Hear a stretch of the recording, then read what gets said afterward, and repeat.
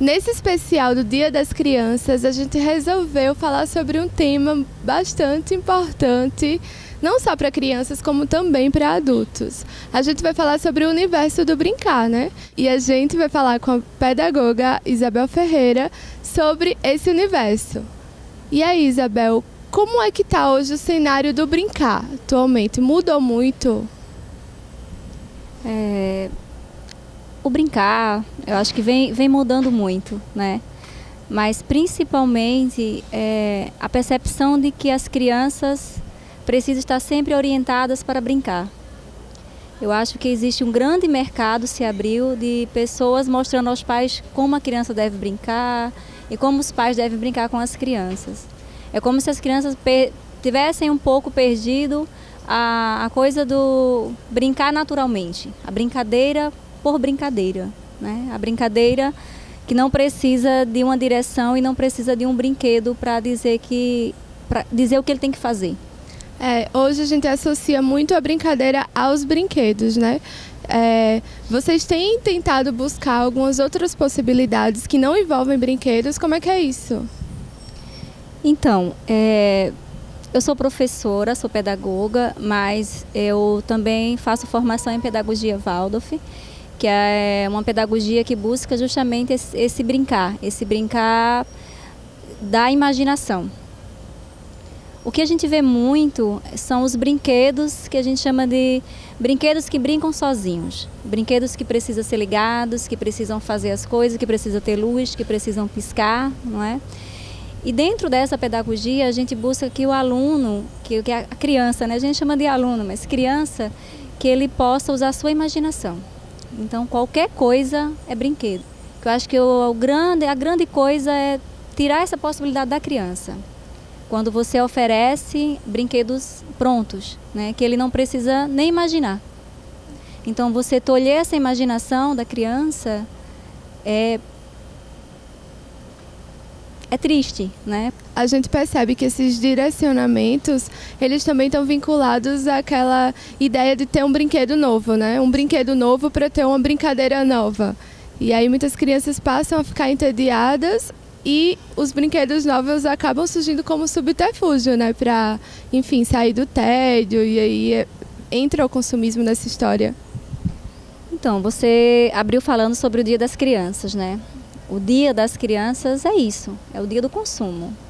A criança ela virou para esse mercado um novo consumidor. E um novo consumidor de grande potencial, né?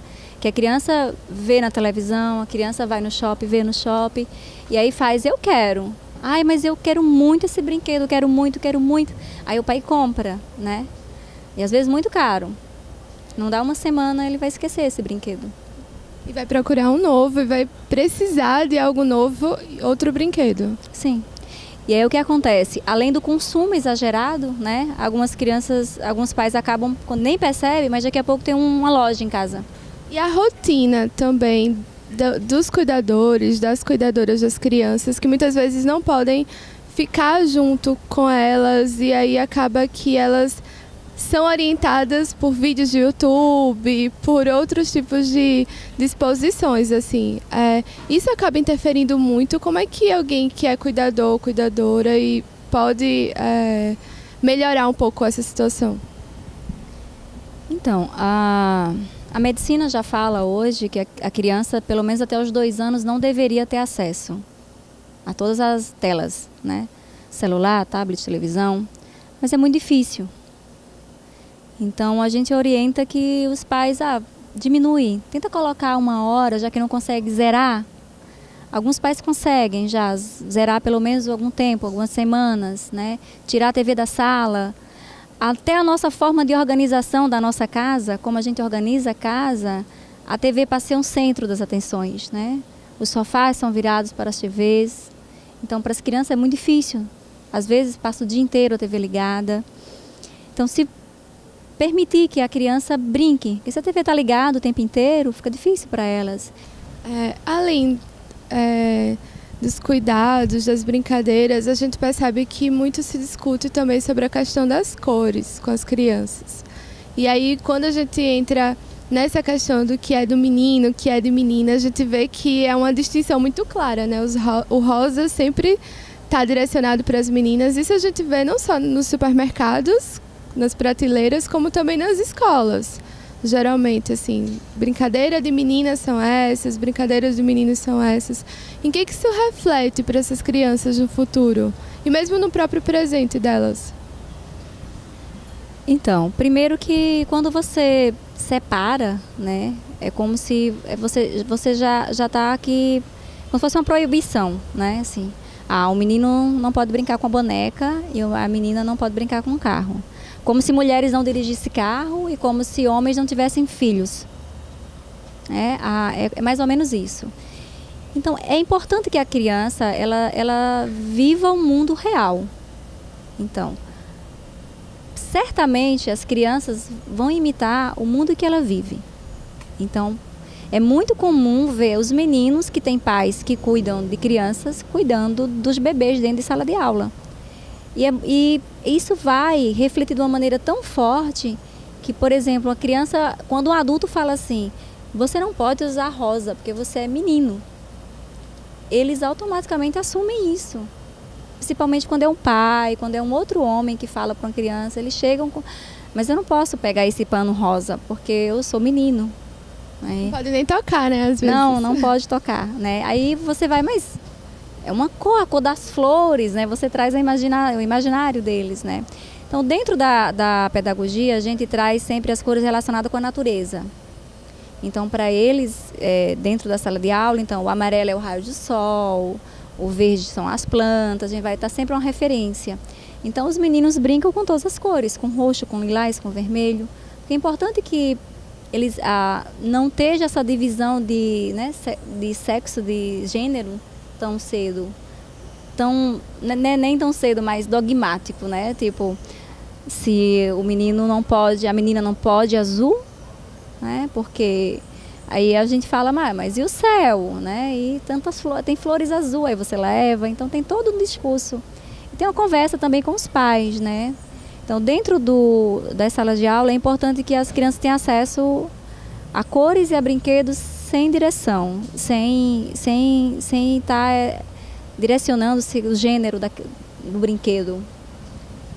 Você tocou nessa perspectiva da natureza mesmo. Esse vínculo ele tem se afastado, né? Um pouco não muito. A gente não vê mais as crianças brincando com pés descalços ou até uma questão nostálgica, né? Geralmente os adultos falam, na minha época eu ia pra rua, jogava chimbra e ficava brincando na areia, porque a rua não era calçada. E hoje não tem mais isso, né? Mas isso não é só uma queixa, acontece de fato, né? Nós temos a questão de não pode se sujar, né? Infelizmente é assim. Quando você vai... é um mercado, é muito interessante porque assim, é um mercado em que os pais não querem que a criança vá com roupa suja para casa e as escolas acabam fazendo, né? Então, se você vai procurar uma escola para o seu filho, ele vai dizer, mas aqui, olha, todos os brinquedos são de plásticos, a grama é artificial, a árvore também é artificial. Então, e isso vai vender como algo muito bom, o que não é. Porque ele precisa saber o que é grama, ele precisa saber o que é terra, o que é areia, o que é madeira, o que é planta, o que é subir numa árvore, o que é se balançar num pneu, num tronco de árvore. Então, lá no nosso jardim, que é o Jardim Semear, quando algumas pessoas que não conhecem, por exemplo, que chegam, que vê as crianças tomando banho de mangueira, brincando com lama, brincando com areia, fazendo comida com areia e fazendo toda aquela bagunça de lama e terra, né? Pode estranhar, né? Porque assim, como assim essas meninas estão enlouquecidas, né? Porque estão brincando. São livres, né? Mas na verdade o que eles estão fazendo é brincando e criando, né? Então, os brinquedos são esses. Água. Criança pequena adora água. Infelizmente, quando estão gripados, a gente não pode, e agora em Maceió que choveu tanto, né? Mas na chuva conseguem, capa, bota, porque eles têm que ter o acesso a esse espaço externo. Eles precisam andar, Eles precisam se exercitar. Porque são essas as ferramentas que eles vão ter como noção espacial do seu corpo, noção espacial geográfica, noção espacial do outro. Então são esses momentos que ele precisa. Esse exercício do corpo é importante, porque o corpo da criança ela está em desenvolvimento. Então a estrutura óssea dela está em desenvolvimento, seus órgãos estão em desenvolvimento. E se eu paro, algum malefício vai ter. A relação, tem essa relação do se sujar, né, que acaba cortando todas essas possibilidades de viver isso, mas ao mesmo tempo também tem muito medo, né? Seja o medo, você vai subir na árvore, mas você tem o risco de cair. Seja o medo da própria segurança, né, de não querer deixar a criança sair de dentro de casa, porque, enfim, existem perigos, né, à espreita. Essa questão do medo, ela também acaba acompanhando essas relações de cuidado, de brincar. O medo, o que é que nós adultos fazemos, né? A gente transfere para a criança nossas angústias, nossos medos, nossas aspirações, pegamos tudo e jogamos naquele ser que está chegando, né? Então, como é que nós apresentamos o nosso mundo para as crianças? É como se a árvore, cuidado, você vai cair, né? Em vez disso, tenta. Eu tô aqui. Então, uma vez, eu estava lá no jardim, lá nós tínhamos 2 mangueiras enormes, né? Aí uma criança de 6 anos subiu, aí daqui a pouco ela fez: Tia Bel, eu subi. Aí eu, que bom, né? No momento... É com orgulho, né? É com orgulho, tipo assim. Aí eu, que bom! Aí ficou lá, né? Aí eu disse: e agora? Aí ela disse: agora eu vou precisar de ajuda para descer. Certamente um adulto que estava com medo dela cair ia subir, ia tentar resgatar ela ou pegar uma escada. Eu disse: tudo bem, então eu vou te mostrar o caminho que você vai fazer. Aí fiquei orientando: o seu pé direito vai para lá, o seu pé esquerdo vai para cá. Então você tem que, mesmo que você internamente naquele momento tenha, mas tem segurança de orientar a criança. E confiar também que ela consegue chegar até os limites, né, dela. Tanto que ela subiu e ela disse: agora eu não consigo descer, né? Ela reconheceu os limites. A palavra certa você falou, confiança. Eu acho que a sociedade é como se tivesse perdido a confiança na capacidade humana. Então, nós usamos aparelhos para que a criança ande mais rápido, como se ela não fosse andar, né?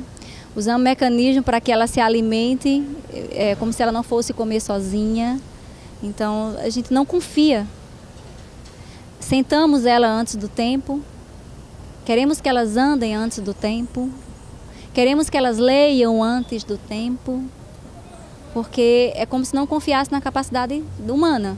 Porque a criança vai andar, se ela não tiver nenhuma impossibilidade física, lógico. A criança vai ler. A criança vai comer sozinha, ela vai se vestir sozinha. Agora você tem que oferecer essa autonomia. Você vai ter que caminhar junto com ela e não fazer por ela.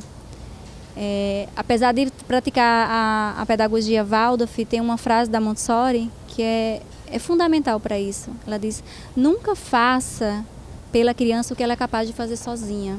E fazemos muito, muito. Você vê, às vezes, que nos 5 anos a mãe dando comida na boca. Ela sabe comer sozinha, né? Criança com 9 meses, vou colocar no andajá porque ela já está ficando em pé. Então ela vai para o andajá. Como se com 1 ano ela não fosse andar.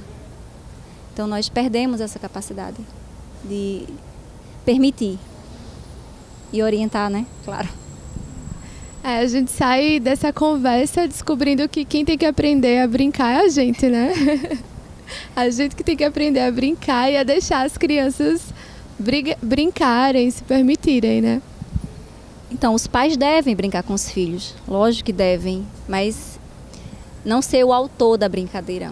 Nós adultos temos uma mania de fazer assim: vamos brincar, mas vamos brincar disso. E aí você, sem você nem perceber, você já está dominando a brincadeira, né? Você domina a brincadeira da criança e você quer que ela siga você e faça o que você quer. Então, nós temos que brincar com a criança, permitindo que ela... Mas brincar com ela, né? Desliga o celular, desliga a TV e senta. Às vezes só observa também. É importante que você observe, porque ali você vai observar o desenvolvimento dela, como ela está percebendo o mundo que está em sua volta. Tá joia. Obrigada, Isabel. Eu que agradeço. Tchau.